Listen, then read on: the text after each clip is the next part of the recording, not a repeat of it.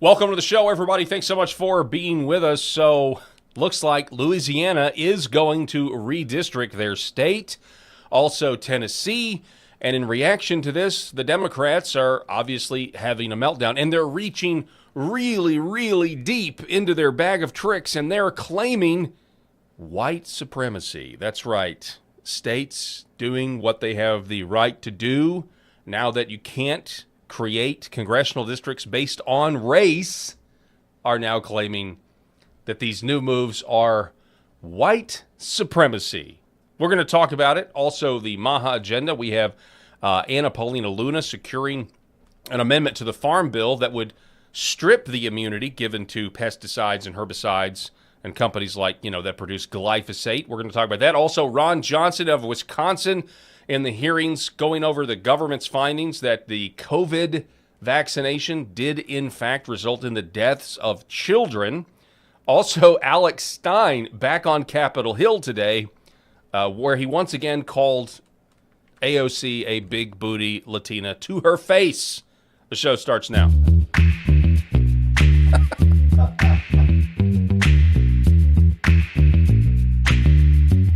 The Paul Harrell Program. All right, here we go.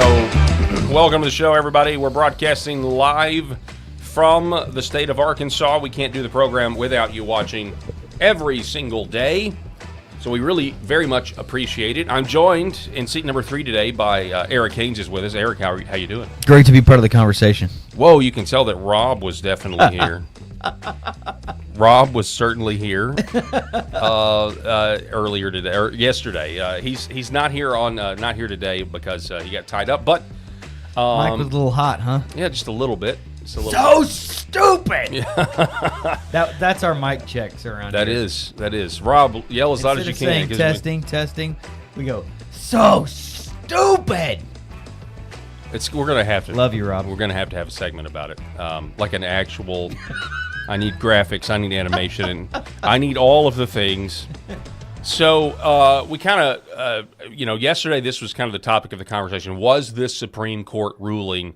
And it was kind of hot off the presses, if you will, analyzing what the maps could look like, what the United States could look like when states start to do what they've been prevented to do our whole lives, specifically southern red states, but also other states as well, across, flyover country, which is, you would say, well, it's actually not affectionately known as flyover country. It's known as essentially, the parts of the country that the Washington, D.C. elites and the urban elites in this nation just don't have to care about because we don't matter. And what's evident to me with all of this, it just kind of struck me today, especially when you look at a map of New England, which we'll look at here in a minute. They've been allowed to do this to New England, and many of those states are 60-40 states, and they have zero Republican representation. And it really just goes to show you that the southern states were punished for the Confederacy in the Voting Rights Act of the 1960s. And now that punishment has been lifted, according to the Supreme Court opinion. And now the southern states can actually regulate themselves. We can actually govern ourselves the way New England can govern themselves when it comes to federal representation.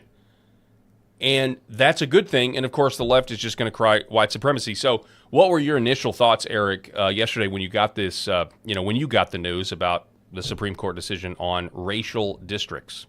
Well, I thought it was good because I think they're fixing the problem that gerrymandering caused. It's not that, they're gerrymandering to fix the gerrymandering. No, they're resetting the scales based on objective information and data that's been so wrong for so long, and it's going to really, benefit us all. The fact that they went back to the racism card is it's just so lazy. It really is just so lazy. And, I looked at 10 states, and I wrote down Massachusetts, 36% Republican. Connecticut, 42% Republican. Maine, 46% Republican. New Mexico, 46% Republican. New Hampshire, 48% Republican. Rhode Island, 42% Republican. Delaware, 42% Republican. 0 Republican seats representing those states. So, to these folks, like, it's only bad when Republicans do it. But they've been doing it forever. The Republicans are just trying to make things fair and level the playing field. Yeah, I mean, you can say goalposts are not moving. The court-ordered districts, ordered districts that are based on race, based on the color of your skin, which, in this case is, are you black or not? I mean, that's practically what it means. Yeah. For the most part, have essentially given the Democrats a generational advantage in Washington, D.C., in Congress, for our entire lives. Yeah. I mean, beyond our entire lives. But, and when you think about that, you think, wow, I mean, no wonder this country can never seem to go back to the right. We seem to be able to maybe slow down the descent to the left, but we can never actually turn the ship around and do anything where we actually regain ground that we've lost. And it's because the whole system, when it comes to apportionment, has been taken away from the people in flyover country, specifically the South. And it's absolutely maddening when you think about it. And I am, as I said yesterday, I am totally comfortable with this level. I am comfortable with, I would say I'm comfortable with this level of polarization, but the polarization is here. Right. The map just doesn't really reflect that level of polarization, and it should. If our system is not just a total joke, which many people, I mean, in many ways it is, but if it didn't start out that way. If you don't, exactly, has become that way. And if you don't want people to just wash their hands of it and say, okay, let's try something else. Right. This is, I said yesterday, a last gasp, in a way, of saying, okay, we're going to use the power. I mean, if John Thune, Mitch McConnell acolyte, and these other people aren't going to use the power we've given them to actually stand up for the American people and do the things we want, well, you know what? Maybe the state legislatures will. Maybe the super majority, in some cases, controlled Republican states and their state legislatures will use that power and say, okay, we're not going to play around anymore. We're not going to pretend anymore, because many of us have come to the conclusion that, the other side thinks that we are intolerable to be around. We think that they're intolerable to be around when it comes to, having to live under their policies and that sort of thing. And so let's quit pretending and let's just use the political power that you have to make it really difficult. If you want a Democrat from the state of Alabama to be in D.C., it's going to be very difficult. And guess what? It's not going to. Your radical far left ideas are not going to even have a chance in that state. Yeah. If you wanted a Democrat to be from the state of Alabama in the near future, or the state of Louisiana in the near future, they're going to have to moderate their views in a huge way, in a substantial way from what it is now. And this goes to show what I've been, the modern iteration of the Democrat Party, their license on political violence, all of that. This I don't mean to be overly optimistic, but I do think this goes a long way to doing that. And I could be wrong about that, but let's quit pretending that we're this united country when we're really not. And now the electoral map is going to reflect that more accurately. Yeah, we're not dealing with objective, rational people in Democratic leadership. So let's stop pretending. I mean, you have to beat them at the ballot box. You have to beat them.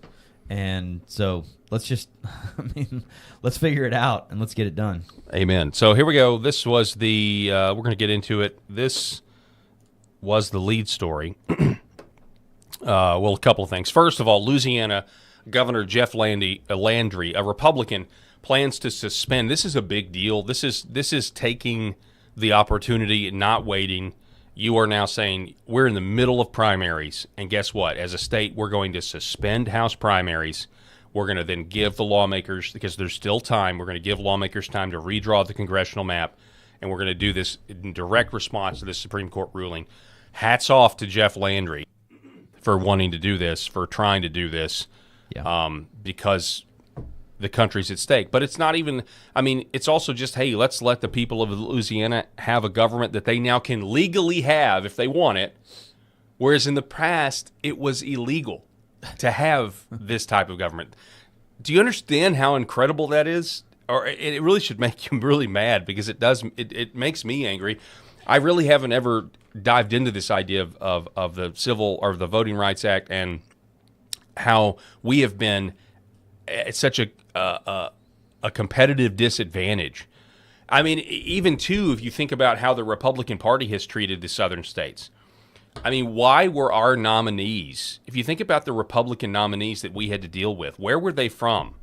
You know, go back to Mitt Romney, right? Like they would put the RNC, the Republican National Convention, would make the primaries so that the southern states don't get to vote first. Our primaries should be first. Yeah. And yet you've got Romney, who was, from Massachusetts. Why were so many of our national Republicans it was choice architecture that actually, we're going to make sure that you're getting these moderate Republicans from New England. Yeah. When honestly, if the southern states had a go at it first, you're talking about how first is Iowa, and then you immediately go right up to New Hampshire. Yeah, exactly. Yeah.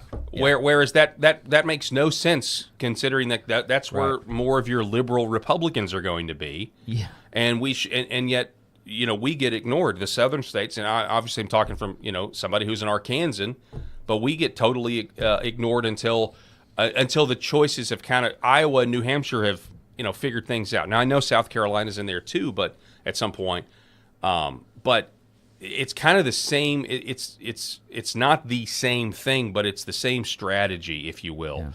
Yeah. Whether you have a statutory imposed handicap on yourself with the district drawing, but even the way they do the nominations are also using that same strategy. Yeah. Let's not let the people who are the most conservative get to pick who are your candidates in the conservative party.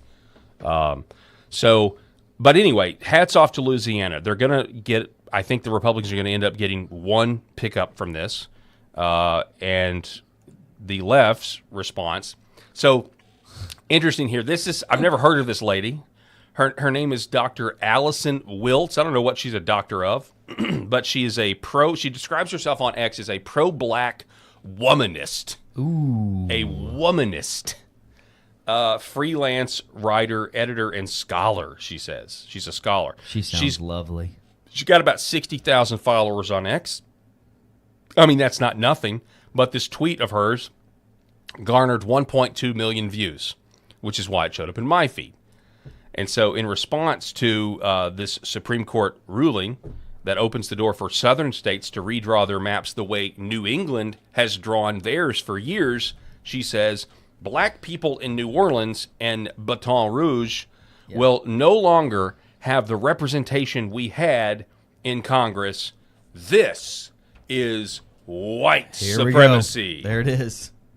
Jeez. This is white supremacy. Look at that. Isn't that interesting? Good grief. I just kind of want to gaze at it. I mean, it just it's just fun to look at the juxtaposition here. So obviously, like you said, this is incredibly lazy, but this is all that they really have is, hey, the other side's racist. This is white supremacy. Yeah. Never mind the fact that the Southern Poverty Law Center has just been caught manufacturing white supremacy. Yeah. You want to talk about racist? Sheesh. And the whole thing, I mean, it's funny to call it white supremacy when previously it was literally using race to draw your districts, saying you have to use race to draw these districts. Well, imagine if you did it the other way. Imagine if you drew the lines around numbers of white people. Like it. I mean, just flip the script around. What if you had drawn the lines around Asian Americans? Plenty of Asian Americans in this country. What if you drew the lines that way? I mean, that's all the Senate. I mean, or that's all the Supreme Court did was say, you can't draw your state's congressional representation around the color of somebody's skin. That doesn't make any sense. So I don't know. It's only white. But it's racist. It's only white. Yeah. Shout out to Nerdrotic. The whole thing is certainly an exercise in hypocrisy, and we can obviously always go to the whataboutisms of. But that stops the conversation, It does. that puts fear in the minds of people like you and I, because then we're like, well, it used to. Yeah. Used to. I'd be like, well, I definitely don't want to be called racist because I'm not. Yeah, so, and let me back down off of objectivity and a regular, well-meaning conversation, because if what I'm saying is going to get me called racist, and somebody's going to try to come after my job and my company and my family and my whatever else, then I definitely don't want that. Right. And if everything is racist, then nothing is racist. If everything is racist, then nothing is racist. Yeah. That's exactly right. But if everybody's a Nazi, then nobody's a Nazi. Right. But the whole thing goes against, or a fascist, or whatever it is. The whole. If you really think about it, we're a republic or a democratic republic. But the whole concept is it's literally to give them an unfair advantage, because if you do have a majority white country, which we still do. And not to say that there aren't white liberals, there certainly are, but generally speaking, it's just one of those things. I remember the lunchroom table at my high school that was, integrated. There were blacks and there were whites, but guess what? The blacks tended to sit together and the whites. It's just kind of a natural thing that happens. People kind of, for whatever reason, right or wrong, naturally speaking, people just gravitate towards homogeny, and that's going to tend to happen in a democratic society. It's also going to tend to happen with how people vote. Yeah. And so the whole point of the racial districts was to not allow democracy to fully work. The South in particular, during our entire lifetime, have been given democracy, but with a governor, like a governor that you put on a golf cart. We've had a governor on our golf cart our entire lives, and then some, when it comes to the United States of America and our representation in D.C. Yeah. Nobody else has. New England has it. Illinois has it. In any of the states really north of the Mason-Dixon line. I mean, I don't know. That probably affects some of them too. But New England has been able to essentially dominate this country, and when we've had to suffer for it. And that is now over. That is now over, and it's only a matter of time before the map that you see on your screen on your right is realized. It may take Alabama a little longer, and we'll talk about that here in a minute. This is what I'm talking about. Here's David Burke. Dear Democrats, whining about democracy, please explain to America how, out of 21 congressional seats representing the 6 New England states, there are 0 Republican representatives, even though 40% of the electorate are registered Republicans, 48% in New Hampshire alone. So all we're doing here, for any of you out there that still have liberal friends that want to complain about this, the only thing we are doing, the only thing that's about to happen, is we are about to level the playing field, and what they've done in New England is now legal to be done in the South and in flyover country. Correct. That's all that's going on here. It is not white supremacy. I was going to say, there's nothing racist about it either. Yeah. It's not white supremacy, because, how many white people live in New England? A lot. They just happen to be out of their mind leftists. Yeah. A lot of liberal white women up there. A lot of them. But there's also a lot of them that are conservatives, as we've just demonstrated. And so we're into the situation where, you know what? If 40% of your state, this is now the status quo, or it's about to be. If 40% of your state is of one party and it's a 64, you know what? That 40%, you're just not going to have representation in Congress. Yeah. It's just the way it is. That's the way it is in New England for That's Republicans. The way, I was going to say, I just spelled it out. That's the way it's been in those northeastern states. Every single one of them I listed out, and they all have greater than 32% representation or number of Republicans in those voting blocks. But they got no representation. So, I mean, we see this too. If you want to have a chance of getting elected as a Republican in the Northeast, you have to be a moderate Republican to even have a chance. Yeah. Cite the races that happened in New Jersey. I mean, Donald Trump near made New Jersey a swing state. I think with the way the numbers ended up there, he did make it a swing state. I think that's why the California thing is so intriguing to me right now. Not only on the governor thing, but now the mayoral race is getting hot.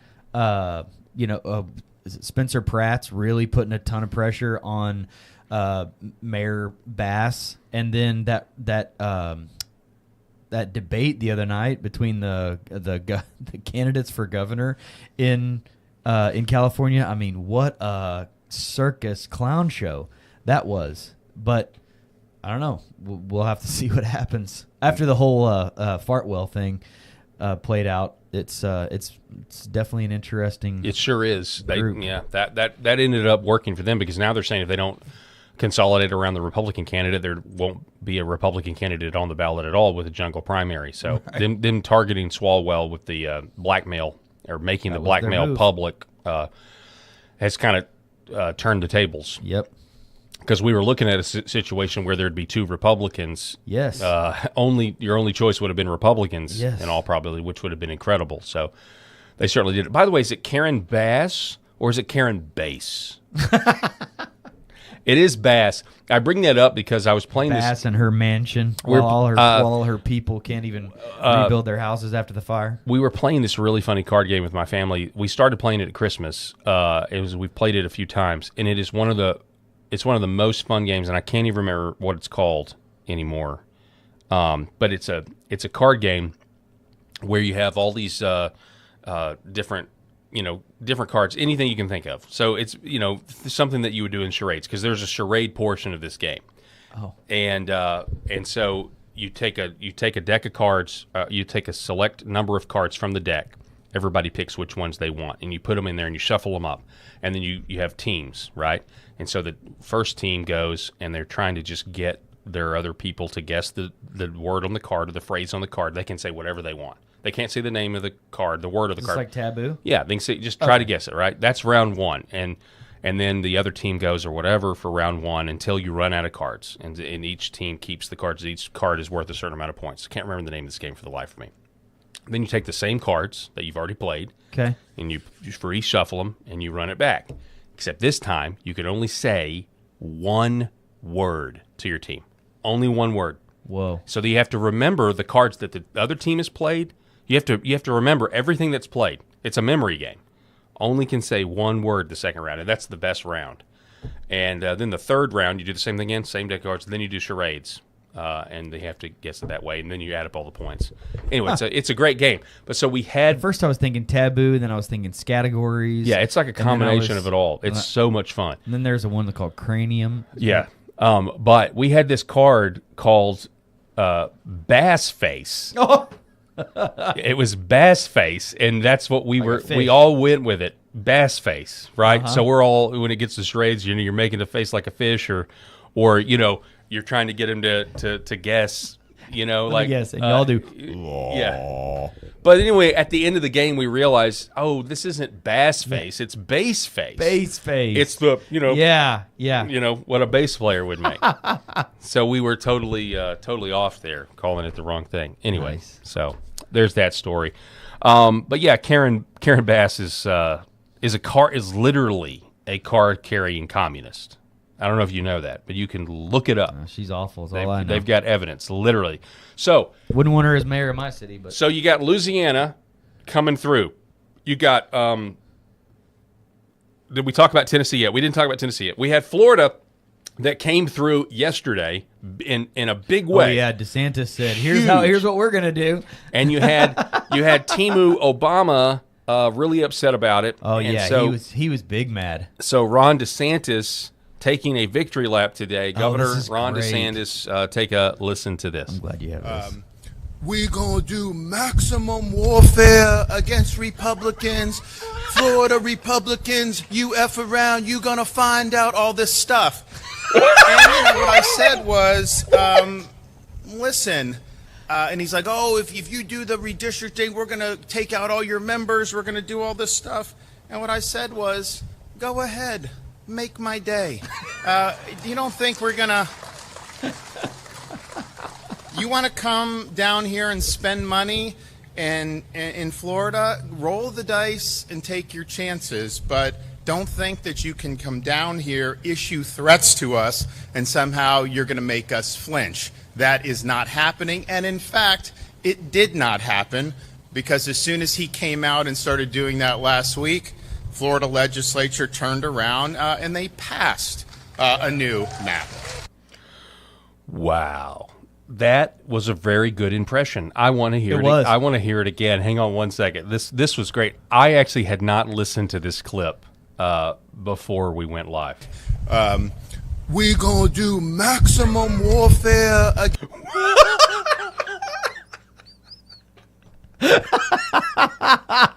We gonna do maximum warfare. That's what I saw King Jeffries saying that stuff, and when he was talking from my, I was like, dude, this is what we've been talking about. This is you get people like Thomas Allen Cole or whatever all riled up to go do what they, because you start acting like you're going to start these big fights. I mean, that was good. Now I have to see if I can find the actual of Jeffries. Okay, yeah, here it is. Hang on, I pulled it up. So this is the impersonation. We are in an era of maximum warfare. Warfare. Everywhere, all the time. Hang on a second. Everywhere, all the time, baby. We're gonna do maximum warfare against Republicans. Florida Republicans, you F around, you gonna find out all this stuff. And you know what I said? Wow. He is Timu Obama, man. Oh my what goodness. What a loser. That is fantastic. I mean, this is what's scary, folks. We can do this now. That guy right there could be Speaker of the House next year if we don't figure this stuff out. Hakeem Jeffries. Yeah. Yes. I do want to take a moment though, and you'll agree with this, but because I know you were politically conscious 15 years ago. But if any major Republican 15 years ago would have gone to a podium and impersonated a black voice, a black accent, their political career would be over. Yeah. Can you? We've come a long way, ladies and gentlemen. I mean, this world is not perfect. There's a lot of stuff that I'm not happy about, but the stopping the pretending. Yeah. And ending this, and just like what we're doing with the redistricting, we're going to quit pretending that we are something that we're not. We've rejected the left's broad terms of what racism is, which has been used as a weapon. Many people, they don't know it subconsciously, but like you said earlier, for years, it'd be the worst thing you could ever be accused of was racism. People would lie awake at night if they thought somebody thought they were racist, and now that fear is so diminished at this point, and people are realizing that no, actually, I'm just gonna. No, it's just a really good impression. Yeah, it's just a really good impression. There you go. It's just a really good impression. And that's what the silent majority sits back, if they're not laughing behind a microphone like you and I are right now about it because it's hilarious, they're just like, wow, that's a really good impression. Yeah. It has nothing to do with, well, because his skin is black, you can't do an impression of him. Yeah.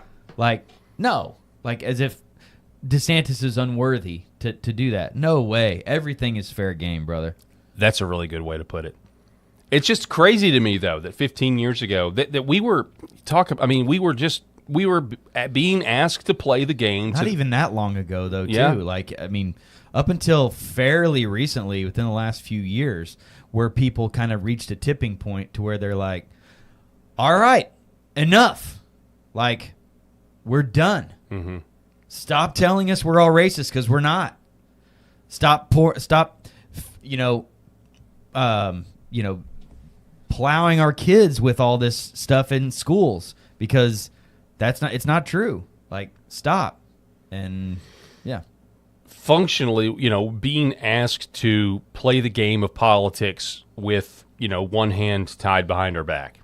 And this is just a small example of it, and also your voting districts. You have to have a governor on, you can't go that fast. New England can go that fast, California can go that fast, but we have to slow down. Yeah. I mean, as a Southerner, I'm excited. I'm excited for the first time in a long time. And I know, it could mean that there's going to be more liberal, squishy Republicans and that sort of thing. I get that. I 100% understand that. But I feel like we're looking at things right now and questioning, asking the right questions. The fact that the President of the United States is literally begging for the filibuster to be nuked is incredible. That would have been unheard of 10 years ago, to think that somebody would even dare say that. And functionally, what does that do? Well, that puts a governor on the nation. The silent filibuster puts a governor on the nation, where we never really truly get to experience the ideas of either party to solve the problems of this country. We don't ever really actually get to experience the ideas. We just stay stuck in the middle, and we don't get to try a carbon tax and see how it ruins our economy. And you say, well, thank goodness. But maybe it would have been better for no silent filibuster and them to ram through a carbon tax.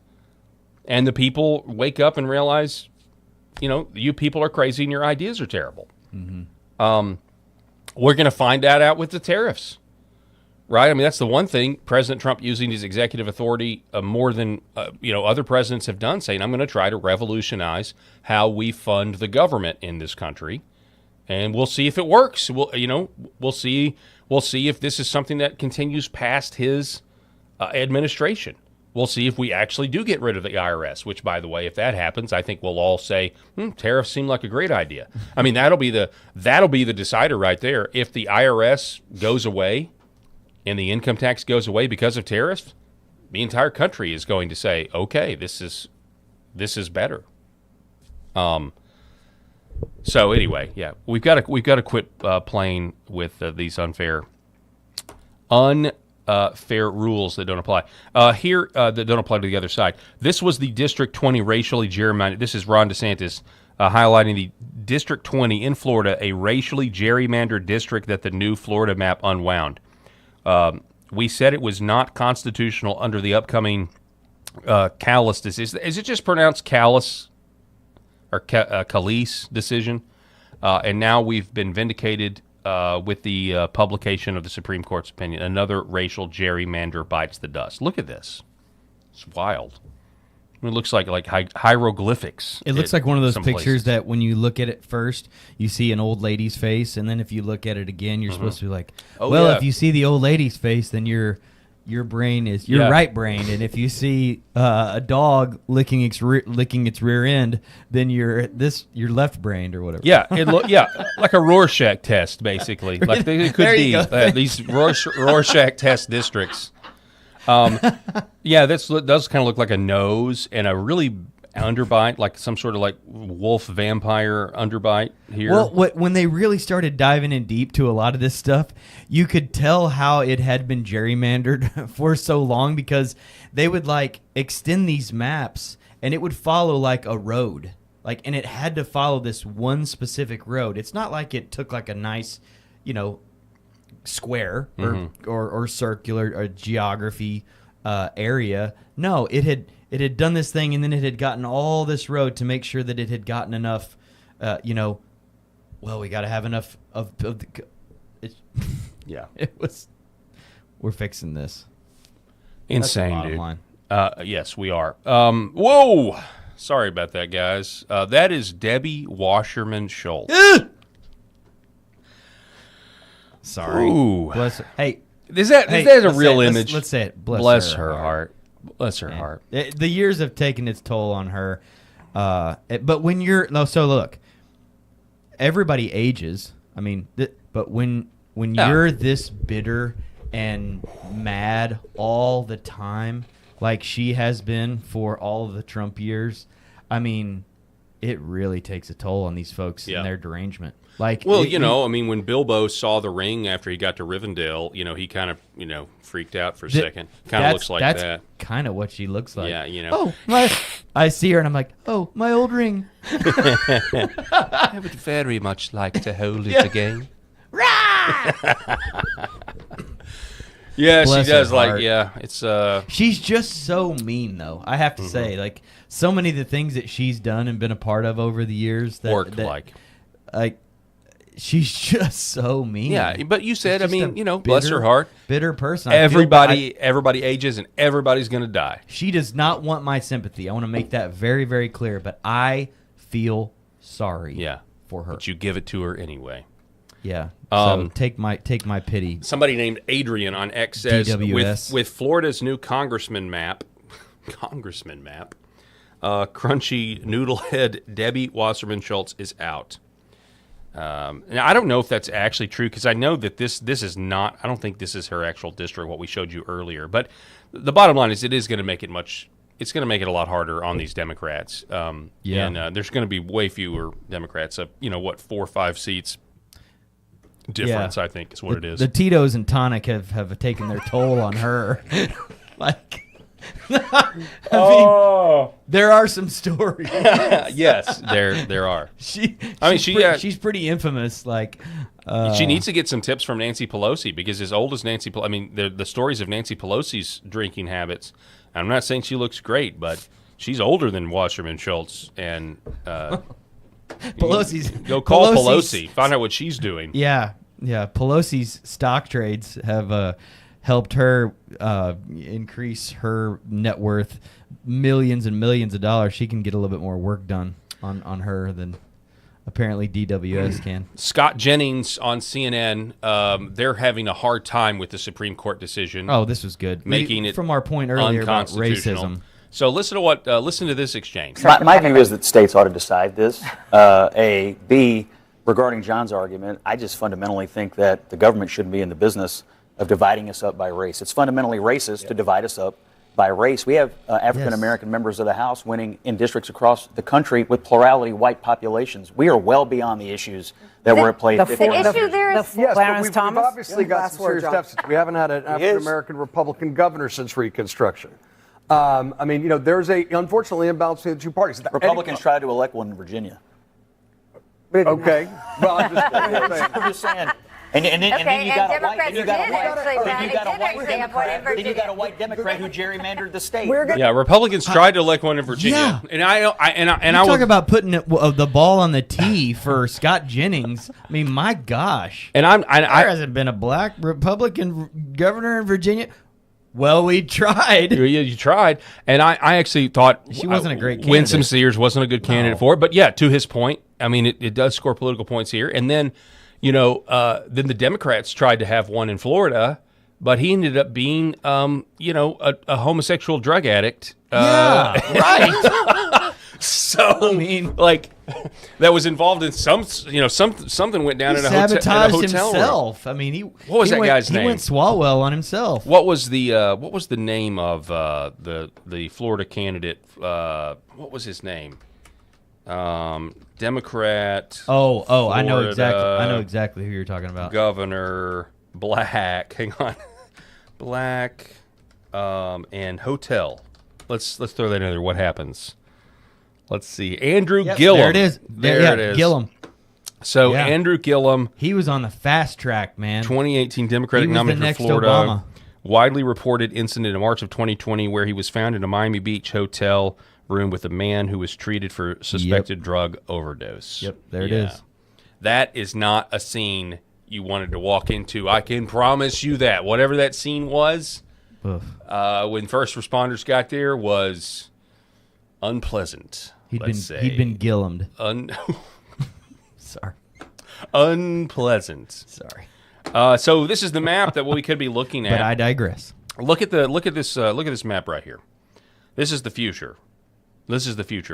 Little pockets of blue in the south. Got a little bit in Texas, a little bit in Atlanta, a few pockets of blue down there in Florida, and this is what we're going to look like. And people say, well, this is a polarized map. Yeah, it is, but this is reflecting this is going to reflect the polarization that has been here for a long time. Yeah, this is the way it is. Yeah. As Bruce Hornsby said, that's just the way it is. Or that's just the way it is. Or as he says on some things Bruce never Almighty, change. and that's the way the cookie crumbles. Yeah. So, I mean, this is not a bad thing. We need to, if anything, we should, find a way to convince these blue areas to not be so ridiculous. And I'm going to tell you, if a Democrat wants to win in any of these new red areas, they won't be allowed to be Sheila Jackson Lee. They're not going to be allowed to be say another crazy Democrat, and how left they are. The race-based districts have given us some of the most radical leftists in Congress. That goes away with this, and it will force the Democrat Party to moderate this craziness that 80% of the country, totally disagrees with. So, as I said earlier, functionally speaking, I mean, we still have a ton of work to do. I haven't. It's been what's 43 minutes into the show. I haven't mentioned the phrase "intel oligarchy" one time and how we have to bring them to heel. Like, there's still a ton of stuff that's got to do. But this is a step in the right direction to make these radical parts of the Democrat Party kind of non-existent. And they're still there, and they're still going to be here for a very long time, but will they actually have political power? And again, this is also an attempt to do everything we can to keep this cold civil war from going kinetic. I'll revisit my talking points from yesterday. That's a really big deal, because I saw some people, who maybe claim to be in the middle, who are like, do we really have to do this? Do we really have to be this way? Do we really have to, use the political power this way and just say, okay, that's it? And it's like, well, what's the other option?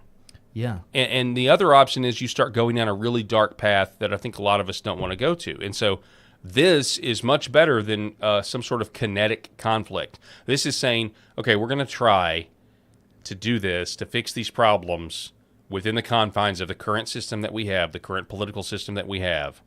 Because, I mean, if we're not waving the white flag anymore. We're not. Right. We're not. Why can't we Or all? we Just shouldn't. why can't we all just? Can't we all just get along? Yeah. We're not. Yes. We're not that way anymore. And it's up to people like John have to Thune win. and the rest to get on board, and they are so far refusing to do so, because we still do have the big problem of the donors and the Republican Party donors that want the middle class to continue to shrink, because they really don't care about the Bill of Rights. And the middle class is the only segment of the population in the entire world that cares about the Bill of Rights. Yeah. What's going on in there, Kramer? We're redrawing the maps, Jerry. Oh, the light. What's Kenny, the light? So this is the Kenny Rogers fried chicken episode, correct? Yeah. The Kenny Rogers Roasters. Kenny Rogers Roasters. Yeah, well, it's not fried chicken. It was roasted chicken. Yeah. I've never had Kenny Rogers Roasters. Have you? No. I've never had it. I don't think it's around anymore. Oh, is it not? Yeah, Okay. no, I think they went bankrupt. That's a great episode, though. Oh, the light. Kramer. What's going on in there? He switches. The first thing he pours tomato juice in with the cereal. Kramer Yes. does when he getting that stuff out of Jerry's fridge, because he can't tell the difference because of the color, so he thinks it's milk. Little did we know at the time, little did we know that red light therapy is actually really good for your health. Yeah, really. I was gonna say, talk about a good promo for red light therapy. So we're going to actually hear about it. We're going to take a break real quick and a reset. We're going to hear about Red Vive Health. For those of you that don't know, red light, near infrared light, your body needs it. It actually craves it, and it can drastically reduce the inflammation that you face on a daily basis. And it does. I mean, I'm proof of this. It actually works. I had neck pain the other day, really, really bad when I bent down. It's probably because of the way I sit, Also, my elbow, getting tennis elbow in here. I'm telling you, 20 minutes on this red light, and the next day, it's crazy how your body responds. So it stimulates the mitochondria of your cell. It increases blood flow. It's called photobiomodulation, and it does incredible, whether it's going to regulate your sleep patterns, whether it's going to decrease inflammation, whether it's going to regrow hair, whether it's going to make you look younger because the red light actually helps your skin produce more collagen. And all of this stuff is scientifically backed up on their website. Go look at their papers, redvivehealth.org/Paul. We're going to let you hear an ad. But if you rather just talk to somebody, all you got to do is call 844-RED-VIVE. That's 844-RED-VIVE. And they'll answer the phone there. Mention my name, Paul. You get a 35% discount. If you can prove you're a veteran, they'll give you an even bigger discount than that. So that's 844-RED-VIVE. And I'll say one more thing about it before we go to break. And that's this. It's that I recently was told by a friend of mine, because I know that I am selling these red light panels, to keep this show on the air. And it's a little girl who has been struggling with some sort of autoimmune disease, and it may even be cancer, but I think it's some sort of rare autoimmune disease. And alopecia has now set in as a result from some of the medication she's been taking. Guess what? Red Vive now offers the caps. They now offer the ball caps with that same amazing technology in the head. And so she was literally, it was recommended to her. Her doctor said, hey, you need red light therapy to keep your hair and get it growing again. So check that out. We're going to take a quick break. Don't go anywhere. We're going to be back here in just a moment. This is the Paul Harrell Program. For centuries, light has been used to heal.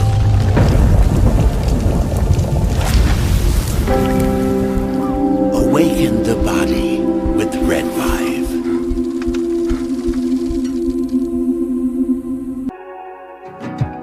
Why is Red Vive different? What sets it apart? What sets us apart from the standard red light panels? This is a medical grade device, and what that means is the red light bulbs and the near infrared bulbs have very specific wavelengths. If you think about the wavelength as the medicine, the 635, the 670, the 810, the 850, those were specifically chosen because those are the most powerful effectors of the cells. So those specific wavelengths, when they get into our body, when they affect our tissue, they spike energy production, they help with nerve pain control, they increase stem cell counts. There's very specific mechanisms that those specific wavelengths work at, and that's the medicine. So if you think of, say, a medicine as an Advil or a specific steroid or a blood pressure medication, the wavelength is the medication. The other part of that, whenever you take a medication, is dose. Right? So you have the medication. So if you take 1 milligram of Advil, and the average dose of an Advil is 200 milligrams to 800 milligrams, it's not going to work. That doesn't mean the medicine's bad. It just means you didn't take enough. Right? And so even if you have the right wavelengths, first you have to have the right medicine, and then you have to have the right dose. And to have the right dose, you have, in light therapy, you have to have enough energy. So you have to have a powerful bulb. The LED bulbs, or light emitting diodes, have a specific wavelength, and that wavelength is the medicine. And the wavelengths that have been studied and published on that are the most powerful in affecting healing and the changes that we want to see with our bodies and our health are the 635 wavelength, the 670, 810 nanometer wavelength, and 850 nanometer wavelength. Those are all going to affect the mitochondria, the cytochrome C oxidase, and affect those powerful long-term changes and affect that downstream pathways. And that's what you get with Red Vive devices. The highest efficacy, the best wavelengths, concentrated to help your health. My name is John, and this is my beautiful wife, Lori, and this is our Star Wars Ewok. His name is Scout, and we have Scout for about 11 years now, and we started noticing about 3 years ago, he started slowing down. He was unable to jump on the bed. He was kind of a little bit grumpier. And when my daughters, Macy and Mariah, would take him on walks, he would walk for about, 30 yards, and then he'd lay down, and they'd carry him the rest of the way. So I heard about Pet Club 24/7 and about the products from a gentleman that I really trust and share a friendship with. And he mentioned to me that they have products that are going to help him with his arthritis, help him build his immune system. And I said, okay, no problem. Let's try them out. And I kid you guys not, within about 2 to 3 days, we started noticing a little difference. And then we took Scout on a walk probably about a week after we started using the products, the mush puppies, and he would walk the entire way. He would walk at least a mile, and it's just been completely amazing. He's a new dog. He's 11 years old, which is around 80 years in dog years, and he's just happy. He's more energetic. He's not the grumpy old man he used to be, and we're just so thankful. And it was perfect timing because we lost our boxer Yankee about 1.5 years ago, and it was really hard on us. So I'm so thankful for Pet Club 24/7 for the products that they offer. Imagine if you could have your best friend around one more day or one more week or even one more year. I'm so blessed and thankful that we were able to find this company and find these products for Scout. So thank you guys. Give it a shot. We appreciate you. God bless everyone.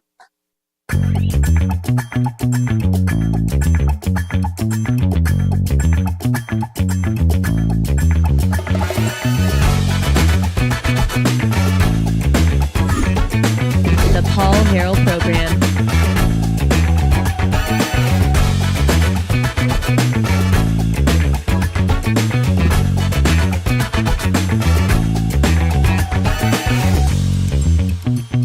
All right, folks, welcome back to the show. Thanks so much for being with us. Can't do the show without you.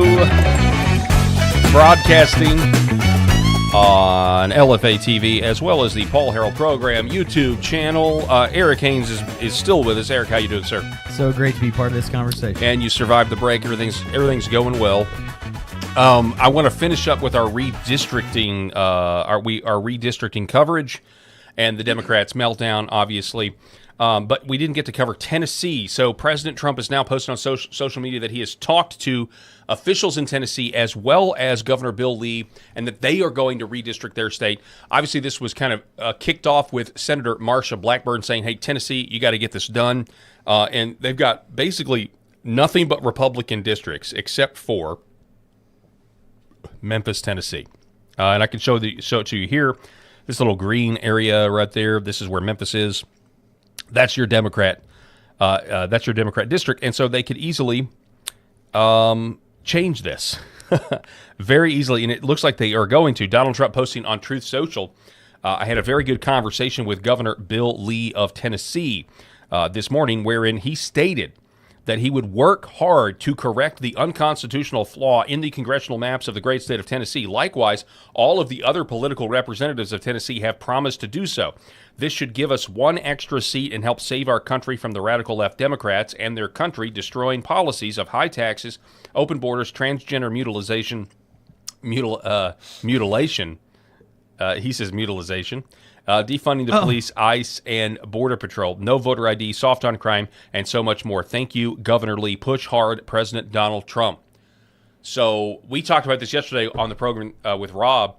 I know you're in Memphis a lot. He's in Memphis a lot. Memphis is the closest metropolitan area to where we are here in Northeast Arkansas. Mm-hmm. Memphis has been Memphis is a city that doesn't have its act together. It is a violent city. It is being run by Democrats. Why you would ever want somebody? I agree with Rob on this point. Just on a practicality basis, if you're coming from an area that can't meet the most basic needs of a government, which is to keep the people safe and to have law and order, why would you ever want to send somebody from that area to Washington, D.C.? I know some people would say, well, but so that they can get federal funding to fix the problem. There's plenty of federal funding. There's plenty, that's not the issue here, right? But it does raise an interesting point of what kind of person do you think is going to come from that area where it is just so. I mean, and he was getting into Donald Trump Iran territory yesterday. Did you hear? It was hilarious. The feds did come into Memphis. They did to try to fix the problem, and they were fought by those same idiotic Democrat leaders every step of the way. So, I mean, but I'll tell you what, they did a really good job there because it does feel a bit better there. And I travel all over the Memphis metro area, and it does feel different. Yeah. Well, I mean, I've heard your testimony there. I've heard what you've said about it, and the people there. What did you? Was it a Border Patrol agent that you met in Starbucks there was or a whole ATF? Group of them. It was the first week when they first kind of got to town and arrived, and they had just come from. They'd all come from a few different places, but and they were just trying to do a good job and to do exactly what they were brought on to do. and we needed them. That's, and I think they did a really good job. A lot of people got locked up. A lot of child sex predators were taken off the streets. Kids were reunited with their families. Like, don't ever try to argue with me that those folks didn't do a good job in Memphis, because I know that they did. Yeah. And the statistics show that out. Are they still there at all in any capacity? Not to the degree that I think. I mean, there's still plenty of feds there, but it's not like they're like it was. No. Well, I think they've moved on. You would hope that some of the they're all in Minneapolis raiding the Leering Center. Probably. You would hope, though, and I think this has got to be the case. You would hope that there would be some of those people that live there under the violence that are thankful for what happened. I know there are people that are thankful, but are they thankful enough to realize that their own party are responsible for the conditions they were living in? Are they thankful enough to change the way they vote? That is the real question. And are they going to buy that them losing a congressman that's specifically from Memphis? Are they going to buy that this is not white supremacy? We'll have to wait and see on that. I won't hold my breath. But also, there's a black congressman from Texas by the name of Wesley Hunt, and of course, the media wants to know what he thinks about this. They want to know, do you think this new push is based on racism? And he gave an interesting response to those questions. Listen to this. There's been a lot of talk how there won't be any black Republican members in the new term. Yeah. What do you make of that? Nothing. I don't understand how that's relevant. Is there a problem with recruitment? Or I don't think it's a problem with anything. I'm not here because I'm black. I am here because I'm qualified representative for Congressional District 38, and the American people choose who they want to choose. Yeah. And the one thing I don't want to get into is this game of race bait all day, every day. If there's 4, if there's 10, if there's none, what we are talking about is who is the best person that is best qualified to fill a seat, regardless of the way that they look. And I tell people this all the time till I'm blue in the face. I represent a white majority district that President Trump would have won by over 20 points, and I won by 25 points the last time I ran. I'm being judged not by the color of my skin, but by the content of my character. I don't care how many black people are here. I want the most qualified people that are here. And thank you. Very well said. Absolutely. Again, that's Wesley Hunt. Perfect answer. Yeah. That it's just this whole discussion isn't relevant. A white majority district elected a black Republican. And that statement alone, used to send chills of terror down Democrat strategists' spine, like James Carville. But, we're over that now. It just is what it is. Yeah. Sometimes it's going to happen. Sometimes it's not going to happen. James Carville. We're dying down here. We're dying down here. You could just imitate him with guttural noises. That's James Carville. That was good. You got to get it up to the nose now. You got to get it nasal. You got to nasally. Put more cages in your body. What we doing in there? Unfortunately, if you could take the James... I can't believe they have him on TV so much, too, to do these interviews. Oh, I know. Now. He's so irrelevant at this point. He is, but 20 years ago, he was not. That's right. And that's what I don't get. I was like, they still have him on as a guest just to throw out all this ridiculous tripe and then, retreat back to his LSU couch. It's yeah, but the thing is my point is that James Carville, if you could have replicated James Carville of 20 years ago, because he back 20 years ago he did come across relatable, centrist. He was across a lion 20 years ago, but he came across as like, okay, this guy doesn't. It doesn't seem like this guy hates me, hates the American people. But James Carville's this guy that's like he refuses to admit.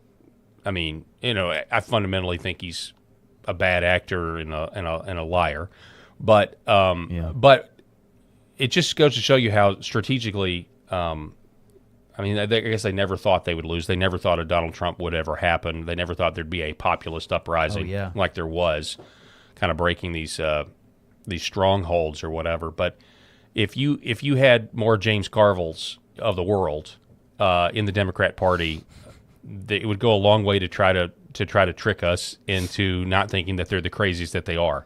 Right. But you got a James Carville who doesn't, maybe he's admitted that the party has gone so far left wing that's why it's hurt him. I don't know. Maybe he has. Certainly, leftists like Bill Maher have admitted that. Yeah, we have we have different tiers of crazy. When we deal with folks like that, it's like there's top tier crazy, and then there's some that are just like, you almost think, does Bill Maher, am I more like him than I thought? Like sometimes don't say that. Don't. Say I know. That because there are such high levels of crazy, the sane ones make you think maybe you can relate a little bit more to them, and maybe there's a conversation worth having. But I'm sorry, in most cases, and I mean, fundamentally for me, I just stopped having a lot of the conversations that I had 10, 15 years ago because it's just not worth it anymore. The derangement has just taken hold. There's no objectivity in the conversation. Alabama Governor Kay Ivey, though, has rejected calls for a special session to redraw the state's congressional map in light of this Supreme Court decision. Now, I even tweeted about this last night, because I'm not a big fan of Kay Ivey from what I know of her. But she is a Republican governor, and I was just like, okay, another example of having all the power and refusing to do anything about it. But there is some more context to this, and I don't know if this is, true. Maybe you buy this, maybe you don't. But this is what Kay Ivey said. The statement she released gives a little bit of different spin on it. She says, "I applaud the Supreme Court's decision today in Louisiana versus Callis. While I am, is it?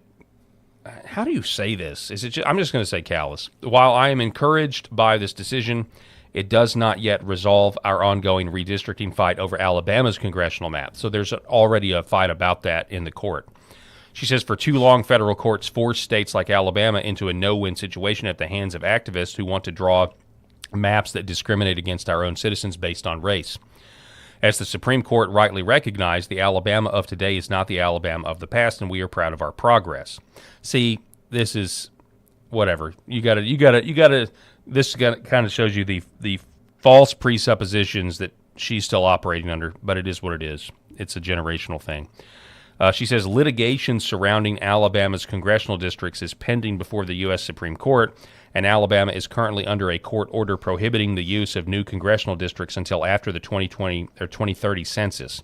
While we are not in a position to have a special election at this time, I hope in light of this new decision, the court is favorable to Alabama. So we'll see what the courts decide, but it does reinforce this idea that the Republicans in the South, in particular, have been operating on a golf cart with a governor on it, while New England hasn't, and it's been a court-enforced speed limit for us that has now been taken off. And so some of this stuff is gonna resolve, but it may take a little time. I don't know. I'm taking what she says as fact. I don't know. There may be somebody in Alabama that has a totally different take. This is actually Alabama could do something if they really wanted to. If the governor had the political will. She seems to think that her hands are tied by the judiciary. Yeah. So I feel like what she's saying here is that, like, hey, I get it. We appreciate the Supreme Court, but our situation's already going to fix itself anyway. Yeah, but not before the midterms. Well, right. So as you look at the map here, Alabama. Are we really worried about Alabama? No, but we're not worried about. We're worried about Alabama in the sense of, we could have 2 additional seats.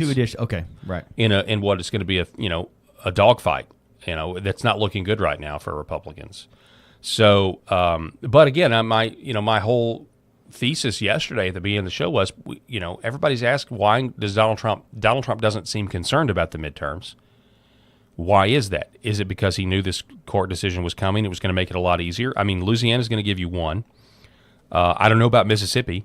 Mississippi could eliminate that district that you see on the screen right now in the western part of Mississippi. Alabama's saying they're a no. That would be 2 seats. I don't know about Georgia, but Georgia could get rid of the one in the Southwest. Tennessee is getting rid of the one in Memphis. So between Louisiana and Tennessee, you're picking up 2. Florida's already given you 4 more. 4 or 5 more, and that's after they redistrict this is the second redistricting of Florida, right? Right. Yes. So they've winnowed it even more. So, but the Florida representation now is better times 2 than what it was, which is why Virginia did what they did. Virginia's tied up in court. Supreme Court of Virginia says we will not certify the election. We're going to wait and hear the case before we let you certify it. North Carolina could probably fix their districts. South Carolina could fix their districts, but I bet you they won't. Certainly not before the June 9th primary that's coming up, although they could do like Louisiana and suspend the primary until they figure this out. Yeah. So, I don't know. I mean, you've got 12 seats that you could flip. And let's just say 10. If Alabama's out, then you've got 10 seats that you could flip. And so far, we have on record that we're flipping 2 of them, plus the ones in Florida. So what is that? So far, 7? Something like that? 6 or 7 that have already flipped. In addition to this, my prediction is that some really cool things are going to happen with the DOJ coming up in the next few months. Leading up to the midterms, and it's going to really invigorate the electorate and the Republican silent majority, and we're all going to go have a really good time keeping the majority in the House. Because like I said earlier, like, can you imagine the Speaker of the House being Hakeem Jeffries? Hakeem. Like, that right there should scare every Republican into getting up and getting out and getting to the polls to vote everywhere. Hakeem Jeffries. I'll let you say that. I'm saying Hakeem, but you say Hakeem. If he really wants to be speaker, he needs to get Hawk to a girl to endorse him. Good grief. Hi, I'm Hawk to a girl, and I'm endorsing. She has a podcast. Hakeem. Right? I'm assuming she does. I mean, doesn't everybody now? So what I was gonna say is, like, wouldn't it be cool if he was a guest on her podcast? Man, that was something that was crazy with her, and that. And then she got into that the Bitcoin thing. The rug pull on the cryptocurrency. Did not work out. But I know she's said she was taken advantage of or whatever from that. But that's just crazy. What'll happen? Her dad's a preacher, right? When you have, I can't imagine. I can't imagine PKs, man. Can't imagine he's proud of that. Can't imagine the old PKs. But her 15 minutes of fame, man, that was crazy what happened with all that. Huge win for Maha. Make America Healthy Again. Representative Congresswoman Anna Paulina Luna going after the Farm Bill and was threatening to delay it if she didn't get these amendments on that was going to strip these protections away from these glyphosate companies. Liberty Daily reporting huge win for Maha as big ag glyphosate protection stripped from Farm Bill. This is a tremendous win for those who believe herbicides and pesticides, including poisonous glyphosate, should not be protected from liability under the Farm Bill. She got her amendment passed. This is her from the House floor telling everybody why we don't need to give these companies immunity. Good evening, Mr. Speaker. I rise to support this amendment. As you know, I never thought I'd have to be debating liability protections for pesticide companies, yet here I am today. And I'd like to share some stats with you. A major study found that pesticide mixtures increased childhood leukemia by 23%, brain cancer by 36%, and overall childhood cancer by 30%. We find that a majority of Americans specifically that do rely on SNAP and EBT are being fed massively processed foods that are increasing their cancer risks, not to mention, as a whole, I think that this is something that we should all get behind and that we do not. This is interesting that it is coming. She's a representative from Florida, which we were just talking about, but the state of Florida under DeSantis has actually put out some studies from the Surgeon General there. This was last year, I think, where they were highlighting the chemical or the poisons that they were finding in baby formula and bread. Yeah. Do you remember those headlines that these like normal breads that they were finding? They were doing tests on, and they were coming back with glyphosate in them. And it wasn't just one company. I remember hearing specifically about the formula companies. It was multiple. They were finding them. Yeah, and it was a rampant problem. Even bread. There were some moms. You talk about getting moms mad? Crunchy moms. Good grief! Just regular moms, right? I mean, I strongly encourage all moms to take a look at some of the stuff. And all of us, really. I'm not just talking to moms, but man, they got really hot. Well, we've been saying that our food supply is toxic, and you just don't worry about that. Go away, kid. You're bothering me. But this is a big deal, and there's a battle between big pharma and big ag and big food, and big pharma wants to just blame all of the health crisis on big food and big ag, and I don't want that. I want to focus on big pharma too. But if we're going to focus on big ag, let's really focus on it. I mean, if you're going to throw somebody under the bus, throw them under the bus. Why do we have glyphosate immunity? Why do we have this? Why is our food toxic? And this was weird. I mean, this was brands that are supposed to be healthy. Dave's Killer Bread. I remember when Dave's Killer Bread, first came on the market, and people were like, "Oh yeah, this is good. This is natural," and that was on the list. Yeah. It was on the list. They tested 15 grains, multigrains. Yeah. I mean, yeah. We should have known in the name. Maybe they're trying to tell you something. Yeah. And this idea of the dyes in our food, all of that stuff. Why do you have Europe with these food in Europe? If your chemicals are the additives and the chemicals in the food in Europe are essentially guilty until they're proven innocent. That's not over here. I'm sorry, that's not what happens over here. These additives are considered fine until there's a problem, and then you have all these studies that are suppressed. Yeah. So the problem never comes to light. We've got to completely reverse that. We're talking about the nourishment of our people, and our food supply is the most important thing. Your health is the most important thing. I was so flawed. I'm just going to throw myself under the bus here on this too, but I was so flawed for a long time up until just fairly recently in the last few years, where I was making excuses for what my kids were eating because it was like, well, I ate that when I was a kid. I turned out fine. And then I started to really look, and it's like, no, I didn't eat that what my kids are eating. It was in a similar box with similar colors on it back then, and it was cool and fun as a kid to eat, but the amount of ingredients and additives in the same things under the same labels, fun labels these days are not the same as they were when I was a little kid. So that I was completely flawed in that statement of rationalizing the fact that, hey, it's okay if they have that. I had that when I was a kid, and I turned out fine. Doritos are fine, blah, blah, blah, blah, whatever. And I was so wrong. You're exactly right. I've been watching home movies from my childhood recently. Have you really? Yeah, years ago. And it's fantastic. Years ago, my father took all of the VHS tapes and actually had a guy here locally in town that would convert them to DVDs. He's good. Actually, this guy passed away. You know who it was? You remember Dick Clay, the sports guy for KIT? Yes. He's the one that converted the VHSs into DVDs. Wow. Yeah, the old sportscaster. The late Dick Clay. I remember him. Anyway, so he did that, and so like everybody's got multiple copies. I've got like a tackle box full of these DVDs that go from the 80s until my sisters got married, graduation, high school, everything. Like it's crazy to be able to go back and look at some of the stuff. And what I've noticed is some of the food boxes or like a bag of Doritos laying on the counter, the old school packaging.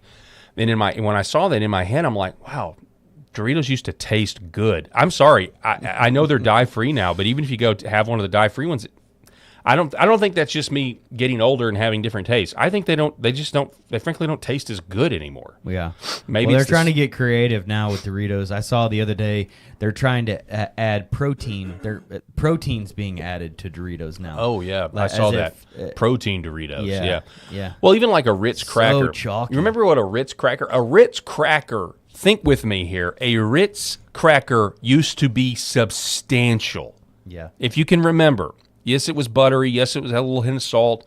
But a Ritz cracker would not break the way they break now. They like crumble to dust. You try to get to dip a Ritz cracker in something, and they break. They didn't used to be that way. So you also have this, we've had all this inflation, but you also have the what is it called, shrinkflation, where you're getting not only less crackers, but they're now like little paper thin.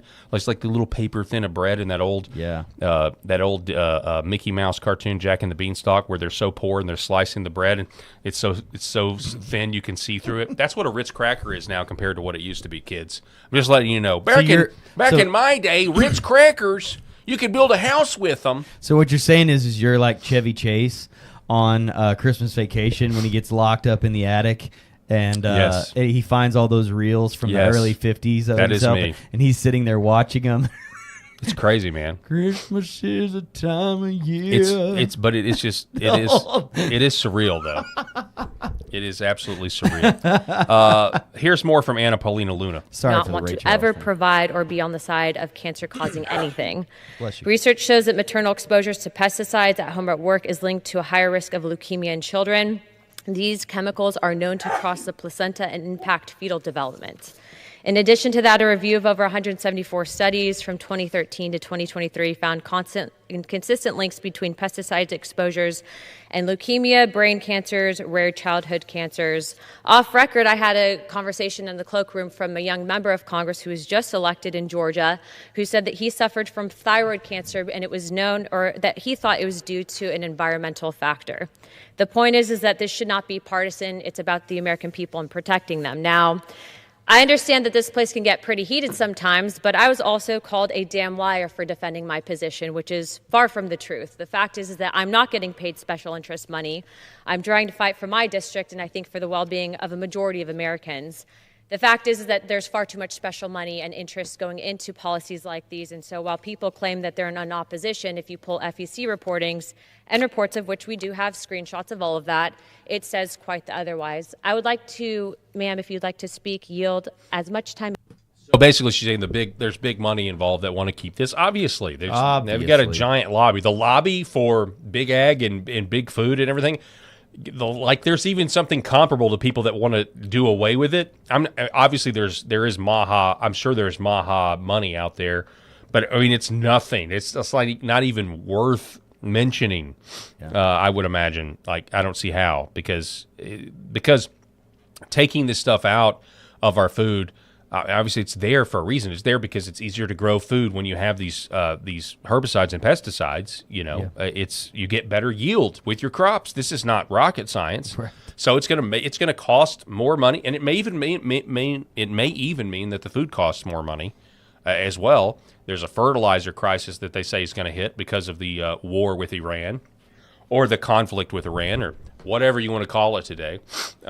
As much as we want to try to get done in the first 2 years of Trump's presidency or even the 4 years, it's going to take a generation of re-educating and helping people see the lie that was what it was for decades. Yeah. And it still may be beyond repair, really. Yeah. I mean, because people are just going to do what they want to do anyway. But the amount of lobby and influence that goes on from the companies that are hurting us is just absolutely staggering. You're exactly right. There's plenty of documentaries being written about it. The receipts are there. It is absolutely going on. And I work in an industry where there's a lot of great healthcare companies out there, including pharmaceutical companies that are trying to do a good job to do good things. They're trying to come up with additional Alzheimer's medications and other things to help us. But my gosh, the lobby that has pushed these things onto people for a lot of the wrong reasons for so long, it's gonna be really tough to get that genie back in the bottle. No, man. you're exactly right. And here's what I believe.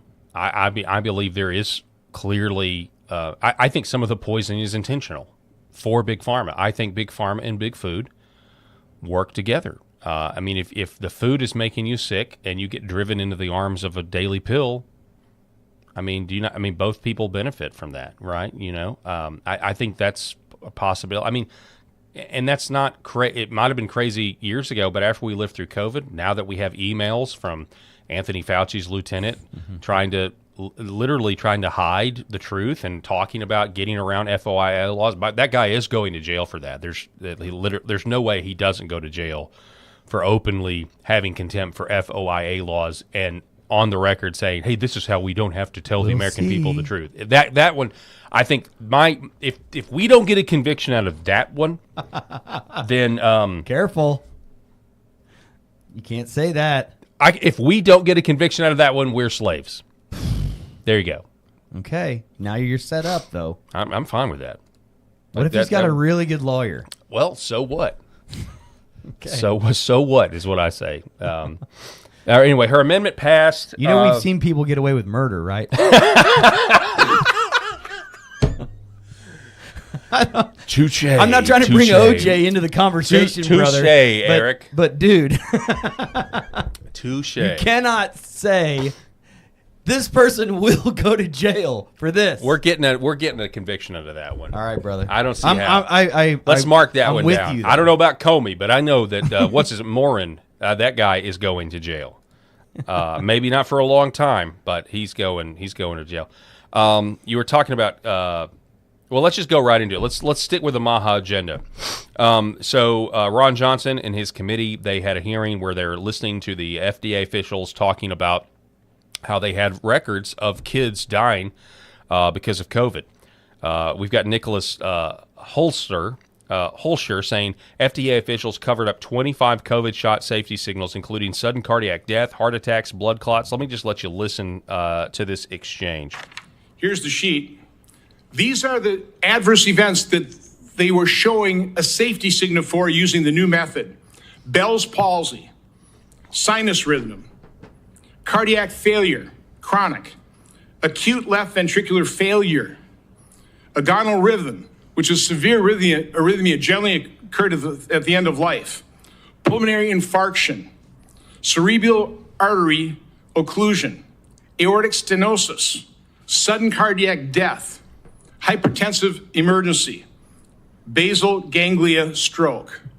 Now these aren't minor. Remember, we're always told adverse events are rare and minor.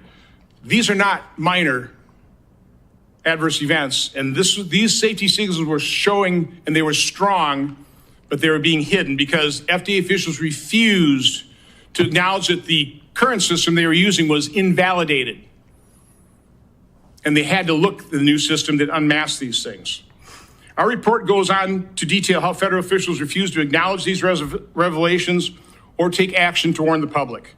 Instead, senior FDA officials repeatedly tried to stop Dr. Scharfman from continuing her work or communicating her findings outside of FDA.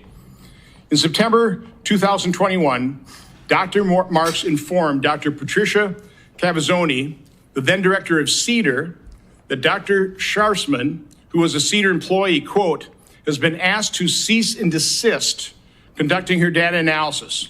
Dr. Marks complained that Dr. Scharfman's work had become, quote, a major distraction, that her efforts could create erroneous conflicts that feed to anti-vaccination rhetoric.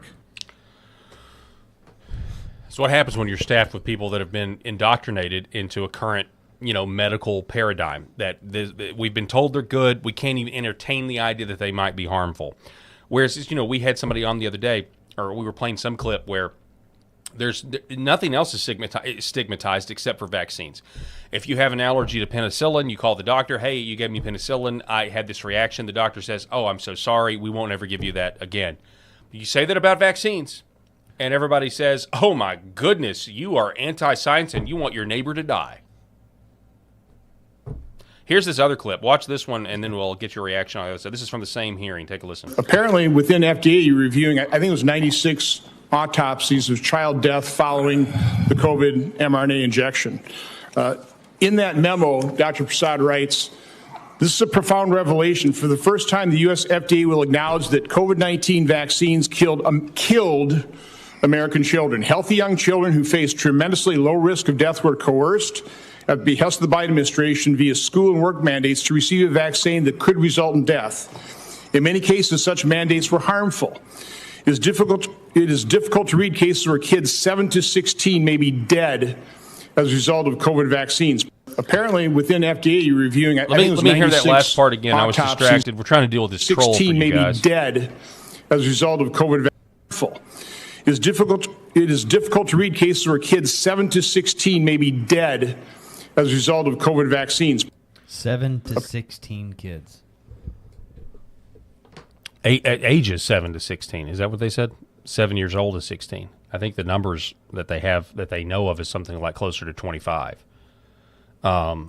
So this is why Anthony Fauci. One is unacceptable. One is unacceptable, and the cover-up is what's unacceptable. And, you know, Anthony Fauci's lieutenant, getting indicted is great, but I think we should test that pardon. We should test this auto pin pardon that Anthony Fauci got that he said he didn't even want. Yeah. You know, all these guys. Adam Schiff saying he didn't want one. I just think. Again, I mean, are we going to even try to look like a serious country? It's that what somebody, even if it's symbolic, has got to answer for COVID more than just this guy trying to skirt FOIA laws. Again, I'm glad Al Capone them. Get them any way you got to get them. I'm fine with that. Tax evasion, that's fine, right? He didn't get convicted for murder or running booze or whatever. Apparently the troll is gone. You're welcome, everybody. Hats off to Eric for letting me know. And Eli, Mr. Producer, thank you for getting rid of the troll.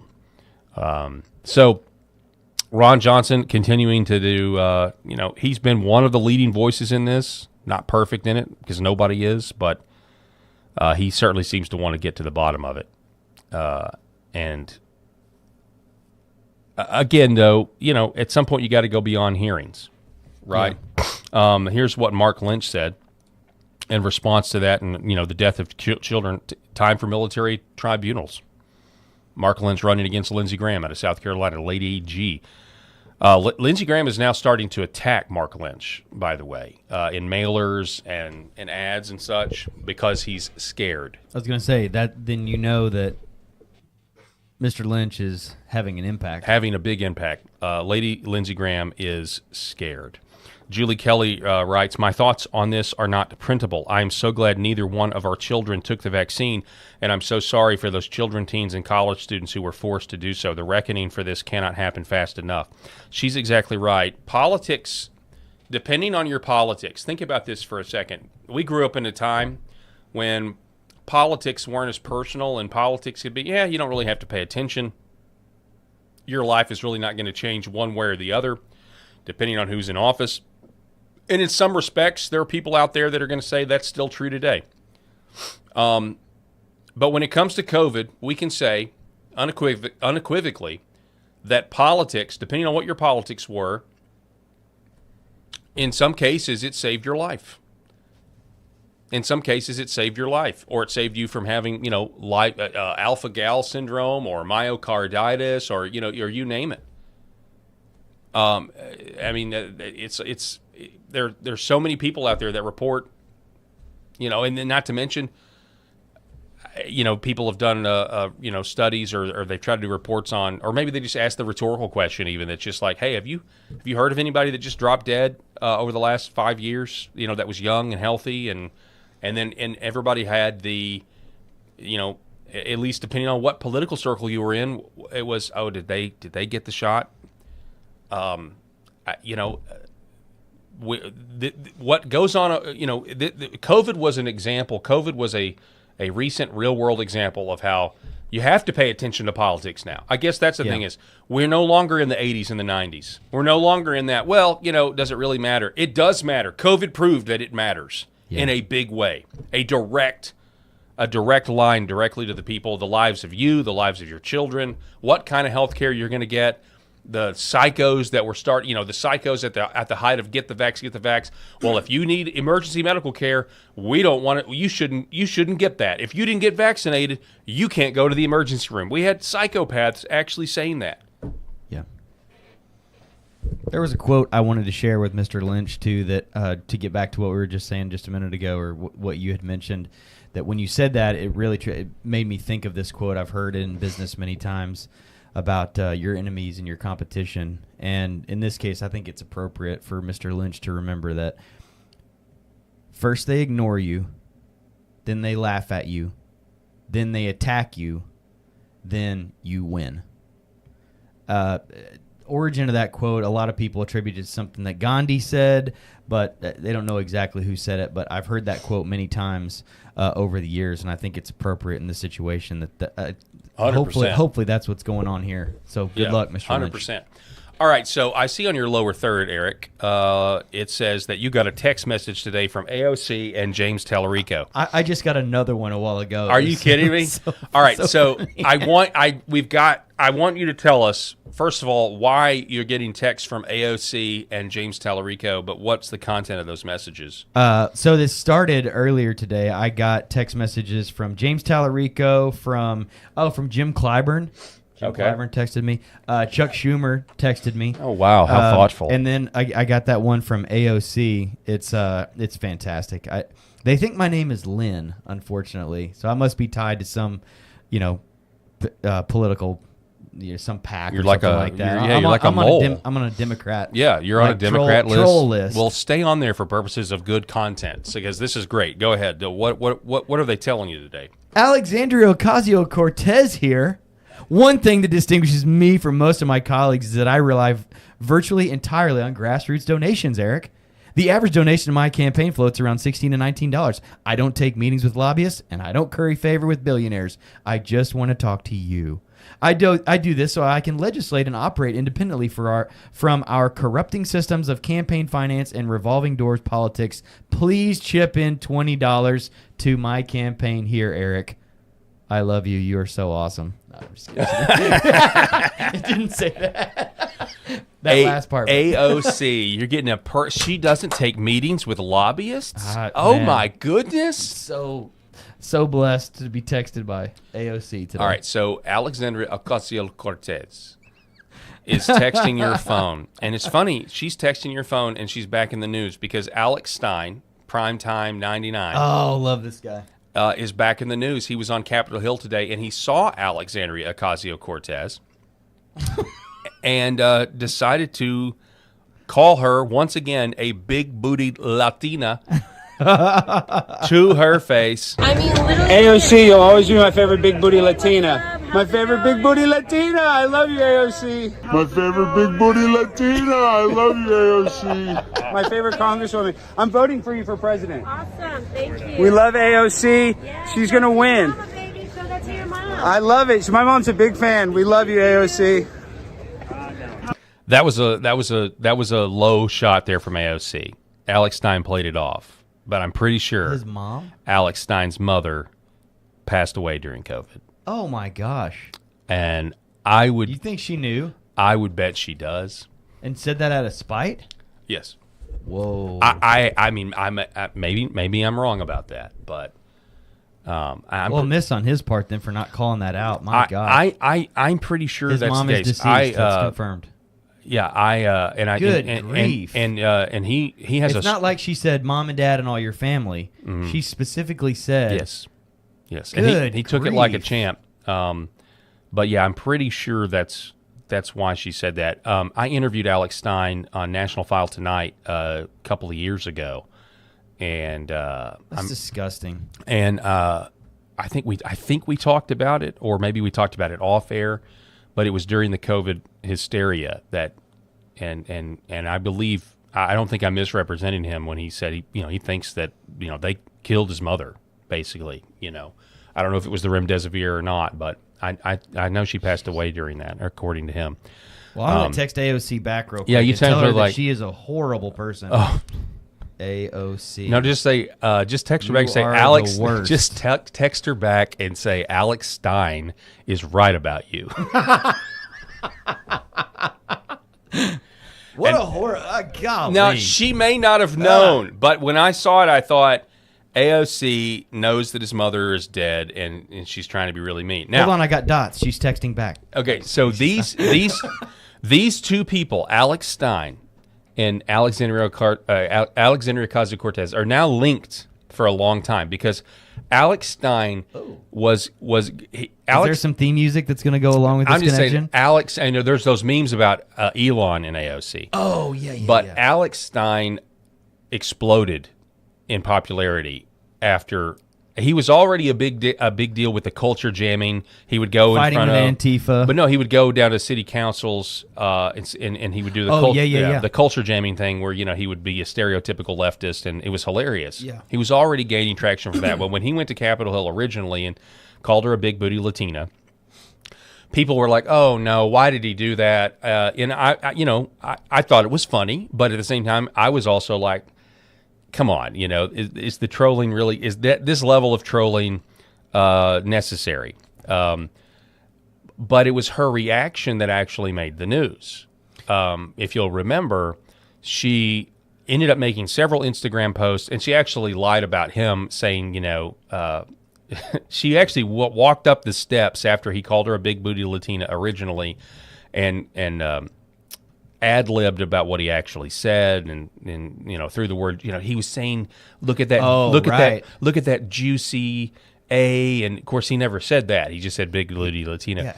And then she made some posts about how I was going to go over there and assault him. I was going to go over there and deck him, and she deleted those posts. But the real reason it made headlines is we were in the midst of January 6th hearings, and the left was saying that January 6th was just as bad as 9/11 and everything else. But we were saying, the right was saying, the Capitol Police let people inside the Capitol. The Capitol Police didn't do their job. We were criticizing the Capitol Police. Yeah. The Democrats were saying, just open the doors. The Democrats were saying the Capitol Police did nothing wrong. The Capitol Police are amazing. The Capitol Police were assaulted on J6. You're a terrorist. But when AOC was called a big booty Latina, she criticized the Capitol Police, verifying, or at least lending some credibility to what the right was saying. That's why it actually made news. It was AOC's response. She criticized the Capitol Police for allowing Alex Stein to say what he said. She said she felt unsafe. Oh. And it sounds so petty now. It sounds petty now. I get it. But I'm telling you, that's why people said, oh, this culture jamming thing really can work, because you trolled AOC, but you got her to talk, and you actually got her to lend credibility to what we were saying about the Capitol Police at the time. It seems so silly to say now, but those were the stakes back in the day between AOC. And Alex Stein even gives credit to AOC for a lot of his career and political success because of the way she responded and reacted. So she loathes him, and I think she loathes him for a lot of reasons. But I think, if you go watch the original video, she thought he was a leftist. She thought he was an actual fan, and she was totally fine with being called a big booty Latina, I think, until she found out, this is Alex Stein. Yeah. I hate this guy. Yeah. I hate being made fun of by a right-winger. So, AOC, you'll always be my favorite big booty Latina. My favorite big booty Latina. I love you, AOC. My favorite big booty Latina. I love you, AOC. My favorite congresswoman. I'm voting for you for president. Awesome. Thank you. We love AOC. Yeah. She's going to win. Mama, baby, show that to your mom. I love it. So my mom's a big fan. We love you, AOC. what? Just show that to your mom. So that's to your mama. And then here was Alex Stein right after that incident. Hi, Sorry, everyone. now Allison knowing Cyber that here she's with dead, Lindell that TV. hits We are on the steps of the Capitol with the one, the only Alex Stein, Primetime 99. Maybe I got that backwards. No, Sorry. you got it right. You know who I am. Put I on a know blimp. you. I've known Allison for a long time. I know Allison. She's been grinding on these streets, doing the best man on the street stuff for years. And now she's doing it at the highest level out here on the Capitol steps.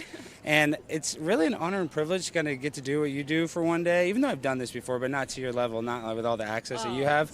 But what I'm saying is, I just got to run into my favorite big booty Latina, AOC. So I think round two, what you gonna do?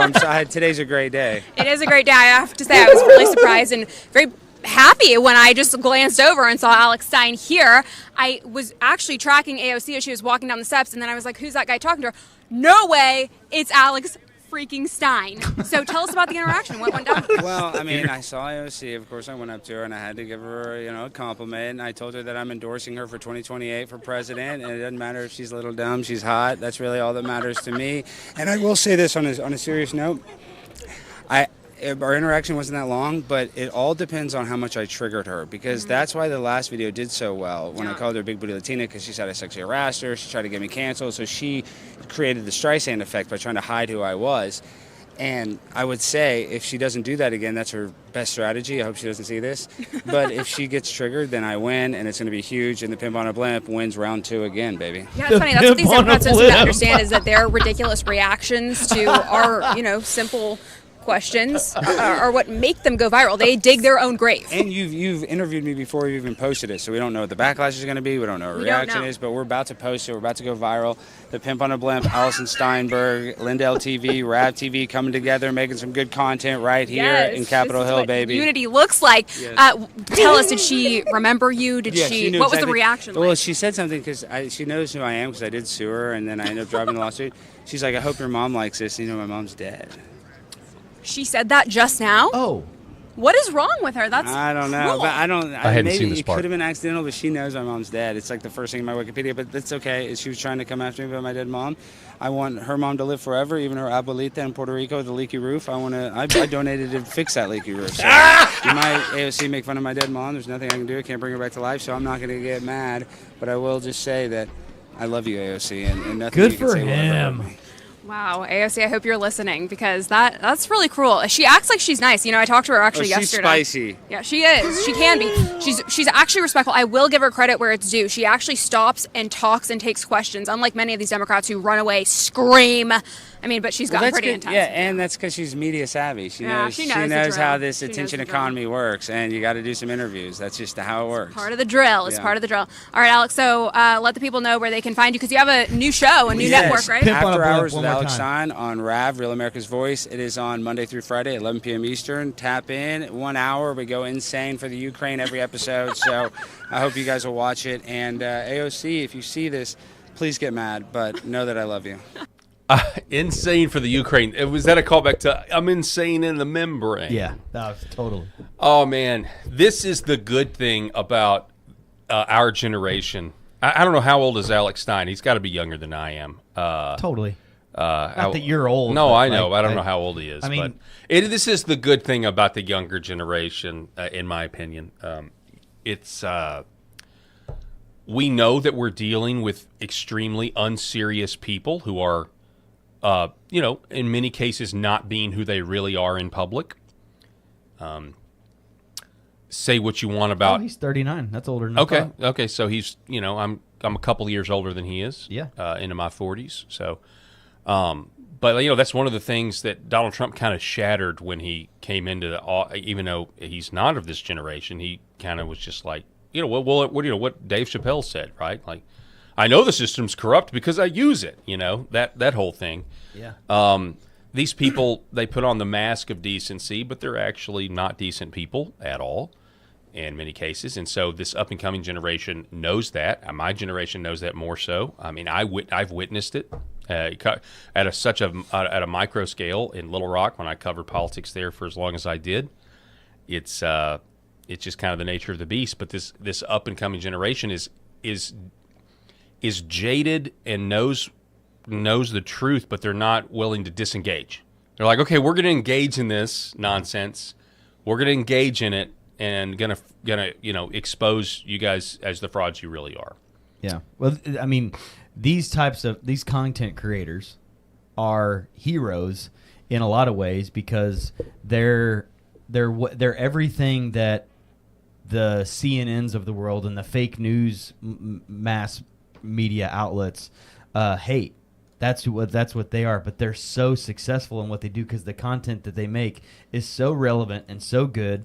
And we need 1,000 more Nick Shirleys out there, and Alex Steins and Lindell TV folks on the streets having conversations, because the old guard of the old, Cronkites, Dan Rather, Jennings, stuff like that, all those days, all those guys are dead and gone. Yes. And there's no credibility at any of those organizations anymore. They've all been outed as fake news. So we need a new young generation of content creators and folks like this going out there and having conversations with people on the street and catching these congressmen and senators where they are and trying to hold them accountable, or at least give them a chance to speak. Yeah, and answer for their you know, stupidity. one of the things they hate though is being made fun of, being the butt of jokes, and you know, not taking their super serious system serious. Now it is serious in that people's lives are at stake. Sure, but approaching it with this, this type of comedy, I think is the right approach in a lot of ways. Yeah, make light of it, man. Life's too short. Yeah, good grief.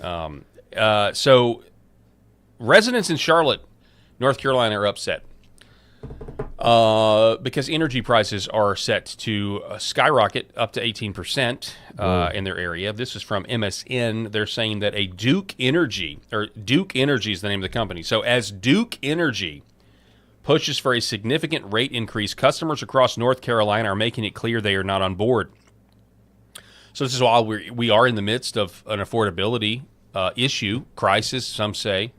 A series of public meetings is being held ahead of a key vote by the North Carolina Utilities Commission, where regulators will decide whether to approve the proposed hike. The request could raise electricity rates by as much as 18% over the next 2 years. Wow. At a rally outside Mecklenburg County Courthouse, dozens of customers and local advocacy groups gathered to protest the increase, arguing it would place an even greater financial burden on already struggling households.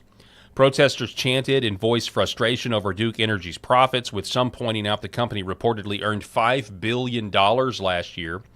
But Duke Energy says the rate increase is necessary to support its expanding customer base and ongoing infrastructure improvements. The company said it added approximately 150,000 customers over the last 2 years and built 10 new substations to meet rising energy demands. But here's the deal with that. This is what I think this kind of just, people are so done with this. I mean, if you look at the jury, the judgments that they cited, you know, people want antitrust laws to be enforced again. People are so sick of this.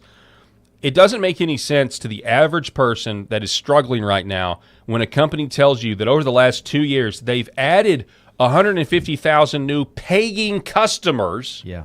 They're paying for it, and you somehow haven't factored that into your business model, and now you've got to raise their prices when you have new customers. And I get it. Infrastructure is the thing. You know, you have to have the infrastructure to get the power to them and everything else. But the average person is just done with excuses. They're tired of being taken advantage of. They're tired of it. It just seems like there's always a corporate angle in a way to, for lack of a better term, to screw over the average people. Yeah, that's not to mention the data center problem that we're having to deal with right now. Exactly. So, anyway, it also in another consumer story, Consumer Finance Monitor reporting StubHub to pay $10 million for failing to disclose full ticket prices. I've actually experienced this. Me too. Where you go to StubHub to buy something, and then at checkout you're like, "Wait, what?" Yeah. And so now they're paying $10 million to the Federal Trade Commission. And listen to this too, because the way this is, you're checking the mail though. No, my check's not in the mail. That's another point. Yeah, so the government is regulating them, but I mean, what's that going to do? The nation's largest ticket exchange and resale service, StubHub, will pay $10 million to settle Federal Trade Commission allegations that the company violated the FTC Act and the agency's trade regulation rule on unfair and deceptive fees. So they're allegations. The FTC said the service advertised ticket prices on its website without clearly and conspicuously disclosing upfront how much consumers actually would pay, including all mandatory fees from May 12th through May 14th, 2025. The FTC fees rule became effect on May 12th, 2025. StubHub neither admitted nor denied any of the FTC allegations, but they're going to pay the fine. The Commission's fee rule makes it clear that the total price of live event tickets must be disclosed upfront to enable consumers to make fully informed purchasing decisions. The action follows the Trump administration's Executive Order 14254 combating unfair practices in the live entertainment market, which includes directions to the Commission to take appropriate action to ensure price transparency at all stages of the ticket purchase process, including the secondary ticketing market. So it is a deceptive practice because what you do is you say, okay, I'm going to go to this football game or I'm going to go to this concert, and you go ahead and say they know the psychology behind duping somebody. And so you say, I'm going to go and I'm willing to pay, $30 a ticket, right? When and then you get to the checkout and then you see the total and you're like, wait a second, this is way more than $60. Let's say you're buying 2. This is way more than $60.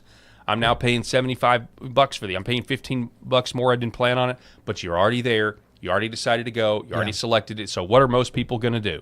They're going to pay the extra $15, and it's not fully disclosed. So whereas otherwise they maybe wouldn't have. I don't want to speak for everyone else, but this is where the market corrects itself, though, because that same thing what you just described happened to me, but it happened to me once, and then I was like, there's got to be a better option. Right. To which then I started investigating and looking around, and I'm like, and I was just looking at my phone. I've got 4 other apps on my phone for purchasing tickets that have no fees attached to them. So that I can get game day, same day tickets for, that I could have on StubHub that now I get on other apps. And it works just fine. So I think this is I'm glad they're getting slapped with a fine for this. It's not like I'm going to get my money back from the time that they charged me 30 or 40% on top of my ticket prices for their, handling fees or whatever, all the different I think I remember counting too. I was with my brother and I remember counting. I was like, dude, I just bought some ticket. It was like a John Mayer concert or something like that we were going to in Nashville. John Mayer. When was this? John Mayer's still doing concerts? It was a couple or 3 years ago. Okay. But I haven't used StubHub since because there are other apps now that don't charge fees. So why would I go back to using StubHub? I don't know. Maybe you just want to, run through the halls of your high school. Scream at the top of your lungs. This is the real world. Yeah, I was going to say, one more line. Okay, so I've seen John Mayer in concert. Oh yeah, I was in high school. Okay, they played at Mud Island. I've been to like 3 concerts my whole life that I can remember. This one, maybe I went to Memphis in May a few times, so that'd be like kind of a lot of things. Yeah. But we went to see John Mayer at Mud Island. But I wasn't there for John Mayer. I was there for a band called Guster that was the opening act. Oh, and cool. So the folks I remember this years ago, but the folks at my high school, there were people that wanted to see Guster. And there were people that wanted to see John Mayer, and it was crazy. It was like a whole event. Later found out that my wife, who is a few years older than me, she was at that concert. No kidding. But I didn't know that at the time. Well, but I was laughing. What you were talking about too is like Memphis in May. Yeah, I mentioned that just a minute ago. I was texting with my college roommate because we went to a ton of live music during our 4 years of college. We were roommates all 4 years, and we were texting with each other just a while ago about the ticket prices for Memphis in May Festival, which isn't even called Memphis in May anymore.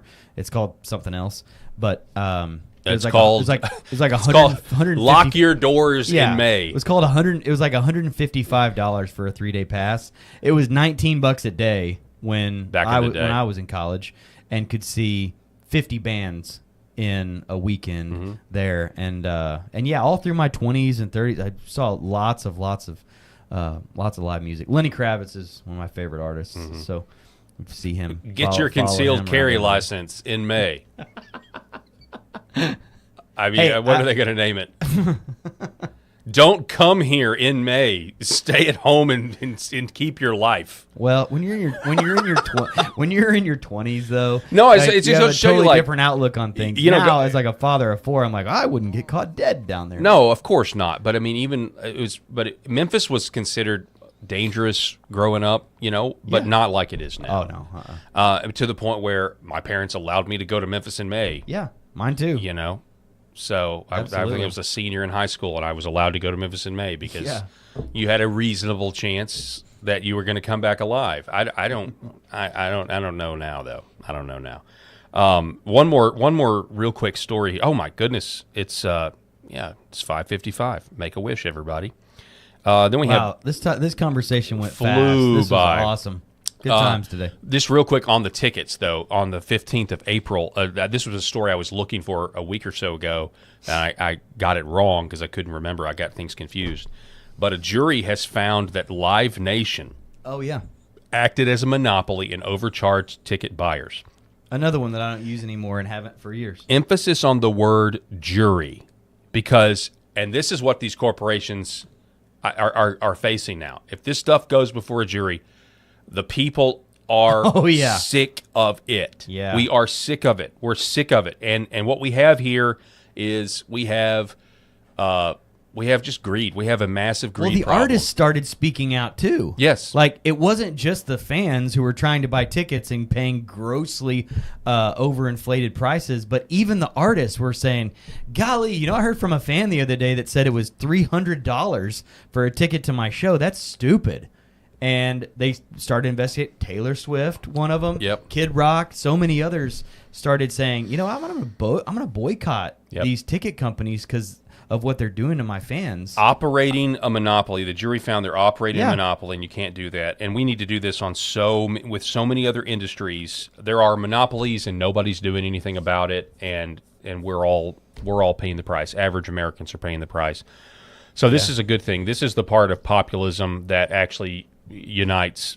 Is going to unite people on both sides of the political spectrum because they're tired of it. They're sick bust and tired up the of it. monopolies and go after and get all the fraudsters. And it's because there are immoral people on all sides of the socioeconomic scale, right?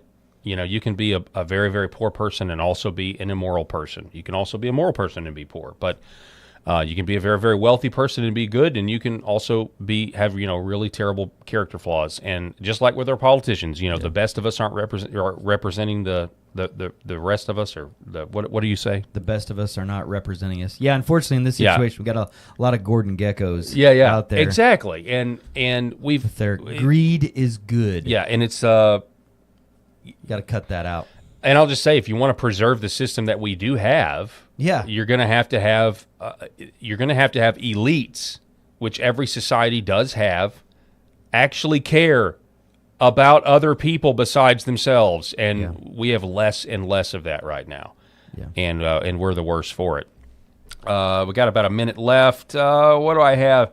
Oh yeah, we'll hit this one. Donald Trump is urging the GOP once again to blow up the filibuster. Will John Thune listen? Will these people listen? He's saying, don't be stupid. Quote, don't be stupid. How much abuse can the Republican Senate take from the radical left lunatics in the form of Democrat senators before they blow up, terminate the filibuster, and approve things at a record clip, including the Save America Act? That would be unthinkable without filibuster termination. The Dems will do it the first hour of their first day. Don't be stupid. But here's the kicker. They're not being stupid. They're playing, some of these guys, I'm telling you, Eric, they are playing for the other side. They are not actually one of us. And they don't want to have to go on record to oppose Trump's agenda if they only needed 51 votes. So, that's all the time that we have for today. Thanks for spending time with us this week, Eric. We really appreciate it. And folks, I'm going to be back here tomorrow, Friday, flying solo. We're going to be getting to sit down with Anita Thibault and for at least a little bit tomorrow to talk more about what we talked about yesterday with the human trafficking tied to the Mercury studies. We're going to do a follow-up on that segment, and we're going to cover all of the rest of the news. God bless everybody out there watching. Give a shout-out to our sponsors, Red Vive Health, New Horizon Real Estate, Gateway Sight and Sound, 7 Weeks Coffee, and Sherrod Chiropractic, and we will see you tomorrow.